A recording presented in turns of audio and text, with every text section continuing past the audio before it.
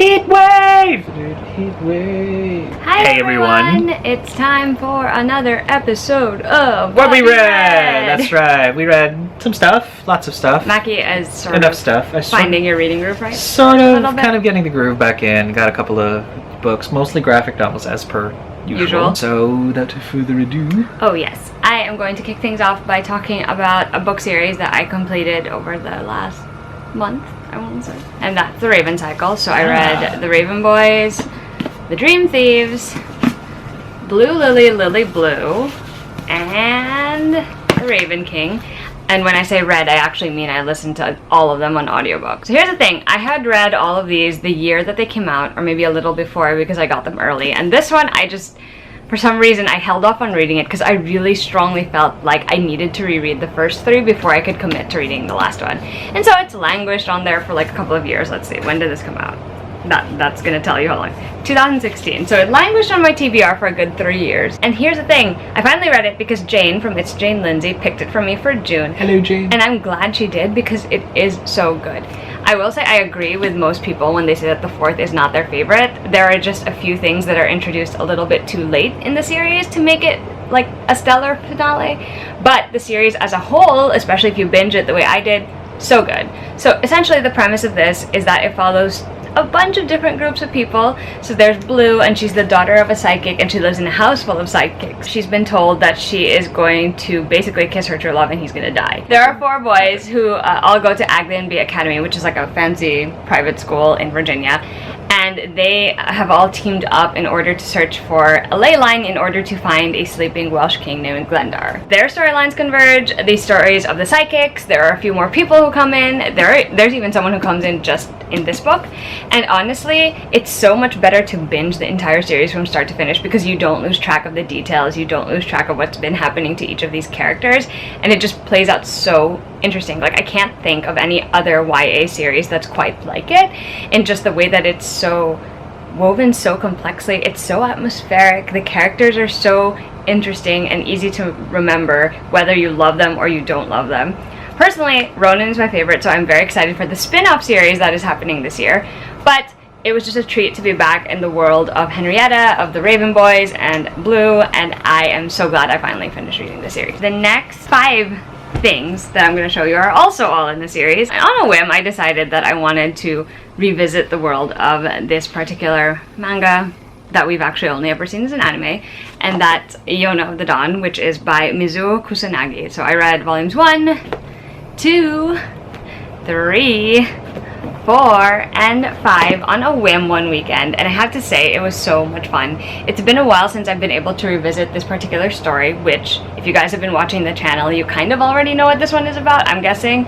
It's about a girl named Yona. She's the princess of this kingdom, and one night there is a betrayal that occurs. Her father is killed, and she is forced to flee along with her captain of the guard. And the only way for her to regain back the kingdom is to seek out the 4 dragons of prophecy and to basically enlist their help. It follows her adventures. The anime is only 1 season long. It definitely ends well, but it also ends at a point where you're like, but there's so much more that needs to happen. So not fair where it ends. And the so much more that needs to happen has been happening in the manga, because they're up to volume, I want to say 19 here. No, 18 here, and then it's like 20 something in Japan, so it's still going. There's also been rumors that there's going to be a season 2, so fingers crossed. These first 5 volumes basically just revisit the exact things that happened in the anime, and I'm not even mad about it because it was just fun to go back into that world and to be among those characters again. Plus, I've always said this, like, experiencing something I loved as an anime in manga form is always interesting because there's so much detail in a manga. Yeah, there's like, nuance there. They sort of capture the spirit of it in an anime.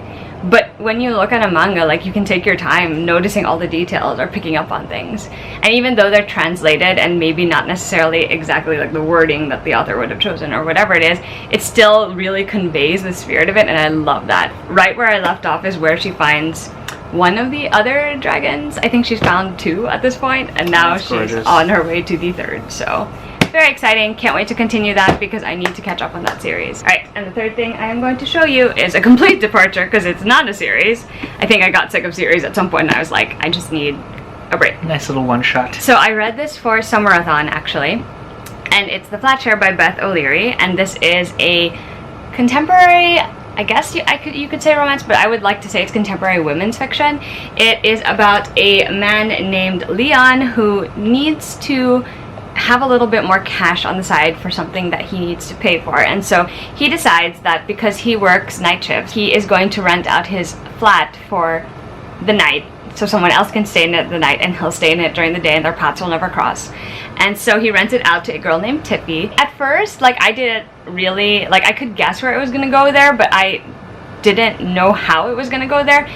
But then they start communicating via post-it notes that they leave on the apartment for each other on different surfaces, on different things, and it's just very cute. I struggled a little bit at the beginning of this one because I like Tiffy immediately because she's kind of gregarious, she's got her own quirky personality, her interests are so like varied and like very specific, and it made her come alive so well off the page. Leon's narration, on the other hand, was a little bit more dry to me. It took a little bit more getting used to, and I think it's just because he's a very reserved person in the story. But once they start forming a friendship, it just blossoms into something that is so intriguing. I just kept on reading, and I truly ended up enjoying this one a lot, and I'm glad that I got the chance to read it. I didn't necessarily love it as much as a few other people I know did, like they full-on 5-star loved it, and for me, because the beginning was a bit of a struggle, I didn't necessarily feel that way. But I will say it's like the perfect book to take with you, like on a trip or to the beach, because you can just, you know, pick up and set it down and you still would be able to get back into the story fairly quickly. So definitely check that one out, and thanks to Flatiron Books for this arc of it. Alright, it's Mackie's turn now because I need a break because it's really hot. It's really hot. So apologies for the air conditioning that's in the background. That's the noise that you're picking up. Only a few weeks left before the summer goes away, and Mackie's happy again. I'm happy. My joy shall return. Anyway. It's on vacation. Just like everybody else apparently during the summer. Okay, so went on a DC Comics binge, fresh off the heels of that big Superman sale that we may have alluded to a couple of videos ago. And I want to start with Speeding Bullets, which is a mini story folded into a larger set of collected stories for DC's Elseworlds. Elseworlds is, for those of you who might not know, and I don't know too extensively as well, but DC has this habit of like, what if these characters were in a different universe and different alternate realities and whatever, and so that's what that was. Now this collected edition of Superman Elseworlds, I really want to just stop to, because Speeding Bullets had its own little mini kind of book. You can look at it through Goodreads. It's an Elseworld where the little baby Kal-El from Krypton does not land in Smallville, but instead lands in Gotham and is adopted by Martha and Thomas Wayne. He then grows up in Bruce's place. I think he is named Bruce. It's technically Kal-El as Bruce Wayne. It's literally like the cinnamon roll from Krypton raised to become the Bat, which he does. And he sees his parents murdered, and he goes through this whole redemption arc on, you know, what do I do with all of this power? It's the scariest Batman you'll ever find. It's a Batman with a full face cowl. Creepy. So no, like, lower, like, strong Affleck X-ray vision. Jaw. Definitely X-ray vision. Definitely, like, imagine a Batman who can fly So with, like, scary. laser red eyes. I'd be so That's nervous. terrifying, isn't it? Like, and that's the point. And Alexa was like, why does he need the Batsuit? It's like to scare the crap out of people. Apparently. That's the lore of the Batman thing. And so that's what happened. It was a great, lovely snippet. I just like the idea that Clark is in that Batcave, well, as Bruce, going, I am the night, and he's like flying. It's just the coolest thing ever as a creature of the night. I appreciate that. I appreciate it. All goblins unite and say that was cool. Cut to the Super Sons sale that I sort of took advantage of. I finally got a copy of Super Sons 3. I believe it is called Super Sons 3: The Parent Trap, and and it's like, well, what's that about? But eventually it cuts to an arc where something happens to the League, of which both, by the way, Super Sons is composed of the world's finest junior. No, that's just me calling him that. But it's Damian Wayne as Robin and John Kent as Superboy in this one. And I love him so much. John Kent is, like, he says darn and he feels bad about it. That's how cute he is. He is the cinnamoniest cinnamon roll in existence. In all of the... And he's with Damien, who is the exact opposite of that. Prickly as porcupine. He will murder. He's literally a murder baby. Literally. So they're together and they go on adventures, and Damien's training John because John has no training. Sure. And John has a curfew because that's his life. It's called Parent Trap because eventually cuts to towards the end of it, the last, I want to say 2-3 arcs maybe or acts in this graphic novel, where the Justice League is getting trapped, and now it's up to John and to save them. And Damien to save them. However, there is a long-ish and I think long overdue. A brief snippet, if anybody's reading this, this is the reason to pick it up, where the Super Pets, I'm calling them that, as in Ace the Bat Hound, and Crypto the Super Dog, and none of them talk in this one, because they can't. Well, yeah. The one of them that does talk, I forget which character of like this sort of DC menagerie, just says, you know what? DC menagerie. Yeah, it's like, are you trying to get the whole gang back together? And so there's like a bat cow, don't ask. And then it's like, Streaky won't even talk to you anymore, they say to Crypto. And I'm just like, what kind of drama is happening? Apparently like, there's animal drama. Right? Just like, I enjoyed the Super Pets a little bit more, because Ace and Crypto. So that was great. Leading us finally back into Supersons of Tomorrow, which... What was it? It's kind of a standalone, maybe. I think it's not part of the actual Super Sons stories, because it's actually, I feel, a crossover between Jeff Johns' Teen Titans run and Super Sons? And Super Sons. And I say Jeff Johns' Teen Titans run because in the Jeff Johns Teen Titans run, and this is something that Kristen from Super Space Chicken and I really love, is because it's the third, I want to say maybe even fourth generation of Titans, where it's Tim Drake and Connor Kent and Cassie Sandsmark, and they're all like the troublemakers that people are like, we're not endorsing these kids. Tim is a troublemaker? Well... I was like, really? Well, maybe not so much Tim, but well, the trouble that he caused, like Starfire and the others, towards that thing. In that Jeff Johns arc, there's like a cut to the future where they become the League. Okay, yeah. And they're sort of like ambiguously immoral and in the gray and very chaotic good. Yeah. You know, neutral. You know, whatever. There was a crossover between that timeline and Connor and John. Oh. And so to see, that's interesting. It really is. And so kind of like a psychotic Tim Drake coming back from the future to correct the timeline, followed by obviously John Kent, Cassie Sandsmark, who are Superman and Wonder Woman of that time. It's worth a shot. I like how it ended. I would recommend to Kristen, actually. If ever you get a chance, if ever that was cute. Right. So, but and lastly, as we move on, I would humbly submit for everybody's approval, Black Canary Ignite by Meg Cabot. First of all, yes, Meg Cabot of the Princess Diaries Genovia fame. And yes, this is 13-year-old Dinah Lance. Yeah. I people call her name Dinah online. I call her Dina. It's probably how it's pronounced, but Dinah, whatever. But I love the character. Mm-hmm. I've read her through Gail Simone's run of Birds of Prey and a little bit before and a little bit after. So to me, the initial idea of a 13-year-old Black Canary just didn't like sit well with me at first. I'm just like, what is she in a band? And she was, because you know she's a singer. That's how she describes her powers. She's like blowing things up as she's like, of course she is, speaking loudly. But then when I saw Meg Cabot at a panel and talking about this and how she drew on some real life things about how her brother was in law enforcement and he has daughters too, and there's that whole dynamic of how do I empower my girls without actually encouraging them to join the force and meet bad guys and all that kind of stuff, and this is Dinah getting in touch with like I'm from this, right? And so obviously there's a lot of history here that they kept, and it's a great coming of age tale. I absolutely enjoyed it. I was super skeptical because I'm a Birds of Prey kind of fan. Yeah. But then when I saw this Elseworld, see how I tied that up. I saw this Elseworld. It's great. It's a great introduction to this kind of character. And what I love about what DC's doing right now, especially with their Elseworlds, is they try to keep the core of who the character is and refract it, play around with it, turn it inside out. But the core remains. And this is a young girl who is destined to become a great hero. And plus Geek Squid by the combo cameos here. So those are the best. Yeah, I didn't expect it, but I was like, oh, I know who you are. And I love how that's exactly the sound that I made, and just like, way to go, Meg Cabot, for throwing this character in there. They really know what they're doing, and so very happy that DC's coming out with this. So I'm going to talk about 3 more books before this video ends.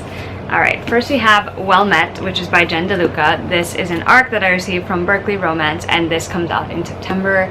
I buddy read this with Mel from Mel to the Any, and it was absolutely delightful. Essentially, it is a contemporary romance that has the backdrop of the Ren Fair. And it's flipping fantabulous. So the two characters in this one are Emily and Simon. And Emily is new to town, and she ends up volunteering for the Ren Fair so that her niece can participate in the Ren Fair. Okay. And she and Simon don't actually get along when they first meet, but their characters at the Ren Fair actually are in a relationship. Like, it just so happened that on the first week it was established that they're in a relationship during the Ren Fair, like their characters. The banter must be amazing in this book. I really enjoyed this book. It's probably one of my favorite romances that I've read this year. First of all, the Ren Fair setting was so much fun, and I was a little concerned that they wouldn't put a lot of it in, but never fear. They had plenty of Ren Fair moments and made me want to go to a Ren Fair even more. But not only that, they also had these two characters who were so easy to root for. So Emily is kind of adrift. She doesn't know what she wants to do. She thought her life was going in one direction, and then it got completely derailed. And it just so happened that at the time that it got derailed, her sister was involved in an accident and needed some help at home. And so she comes to stay with them and to help her sister and take care of her niece. And then there's Simon, who also has a few, he has a few hang-ups of his own, things that he's dealing with as well. And to just watch these two banter, but also be antagonizing towards each other, but also like each other, it's a thing. It was so much fun to read. I truly enjoyed it. I read this for Summerathon as well. I would highly recommend checking it out. I'm doing a terrible job of telling you why you should read it, but essentially, if you like books that have Ren Fairs, if you like banter, if you like literary references, small town stories, this is the book for you. A lot of data points right there. Alright, the next book I read is a young adult fantasy, and it is sort of Chinese folklore inspired, but also fairy tale inspired, and that book is Spin the Dawn by Elizabeth Lim. This is a book that I have talked about before on the channel. It is basically pitched as Mulan meets Project Runway. Ah, yeah. And this book was so much fun. I really enjoyed it. It reminded me a little bit of older fantasies that I read, Pierce books a little bit. Anything that was well, now you see it's a little bit more substantial, but you know how in the early 80s and 90s it was shorter? Yeah, they wanted a little bit shorter. It sort of reminds you of that because of the way that it's paced. So here's the thing. I really liked it, but I also can pinpoint the things that bothered me about it. So first of all, I really enjoyed the setting of it and the lore behind it, because in the story, the main character, Maya Tamarin, decides to take her father's place to participate in a competition to become the Imperial Tailor. And she has to disguise herself as a guy to do this because only men are allowed to be tailors in their kingdom. So she goes and competes in the competition, and then she gets set with the task of having to create 3 dresses, one with elements from the sun, the moon, and the stars. And so she has to gather those ingredients and then make these magical dresses. Cool, right? So that actually is the part that was fairy tale inspired to me, and I feel like I remember reading a fairy tale that has those same things, but I can't remember exactly what it is. So I like the setting and the lore a lot, and I also enjoyed Maya as a character. She was pretty fun to follow because she's so adamant about being able to do her own thing, because she is very passionate about becoming a tailor, about working with clothes, because that's what she wants to do, and she hates that because she's female, she can't do that freely. I enjoyed her. I enjoyed Eden. He's a secondary character. I enjoyed Maya's family a lot. But here's the thing about this one. I had thought the entire thing was going to be, Project Runway style, so competitions and everything. That's actually the first third of the book, and then the second 2/3 of it are completely different. I'm not too bad about it because the second one of them is a quest part, and I love journey quest books, so that part was pretty fun. But I will say, for someone who goes in expecting just Mulan and Project Runway, you're probably going to be that happened so quickly. It escalated so fast. So the pacing was the part that threw me off a little, and that's the thing that I probably would have tightened a bit more when it comes to this story. But other than that, it was definitely very enjoyable. It left off on a very good note because you feel like there's a resolution to what Maya is aiming for in the story, but then she's also given a new thing to strive for, and you're gonna want to know what happens in the sequel now. So this is going to be a duology, apparently. Very much looking forward to picking up the next one. And the last book I'm going to talk about in this video is actually one of my 5-star reads of the year. Ooh. I went into this one a little hesitant because I was worried that I wasn't going to love it as much as everyone else has been loving it, especially because I didn't necessarily love this author's last book before this. That book is Daisy Jones and the Six by Taylor Jenkins Reid. Essentially, this is the story of Daisy Jones and how she gets involved with a band called the Six, and why at the height of their career they suddenly end up breaking apart. It's inspired a lot by the Civil Wars, by Stevie Nicks, and it's set against a backdrop of 60s, 70s, rock and roll. I actually didn't read this physically. I actually listened to the audiobook, and this was after seeing so many people like rave about the audiobook, and I have to say it was the best decision. The entire book is told in snippets and interview format, and you get the perspective of all these different people, the different members of the Six and Daisy Jones and some people who know them, and it's much more interesting listening to this full cast recording where everyone is voiced by someone different. Wow. And you sort of associate who they are with the voice, and it makes it so much easier to keep track of who you're listening to, what's going on. I really enjoyed it. It felt like I was listening to like this music documentary. I wanted to actually hear the songs by Daisy Jones and the Six because I thought they would sound amazing. So yeah, if you're the kind of person who likes stories about music, about rock and roll, about, I guess, people's complexities and why they are the way they are, and how sometimes this place where you grew up and how you grew up influences who you become and what you want. And if you want to meet a character who is as sassy and interesting as Daisy Jones, then you may want to check this out. Definite trigger warnings for a lot of drugs and drink and, you know, the entire thing that comes with being a rock star. There's a lot of that in this book, so be prepared. But definitely read this one if you are interested at all in the premise, and I would highly recommend checking out the audiobook. There's a bonus like song at the end, like a melody at the end. So good, so enjoyable. Definitely will want to read this one again eventually in this form. Also, I have the nice gold spoil edition, which is why mine looks like this. This is from the UK. Those are all the books we're going to be talking about in this video. If you have read any of the books and feel similarly or different, let us know. Yeah, and if you have any recommendations based on the books we loved, please feel free to give us a holler. Also, I am dumb and forgot to put the giveaway link in last week's haul video, so I'm going to extend the giveaway so it lasts a little longer just because I'm dumb like that. Alright, it's the summer heat. Okay, that's all that is. Like, I love summer, but this is like hot. No brains. They're all melted on the sidewalk there. That is true. Anyway, we'll see you guys for another video soon.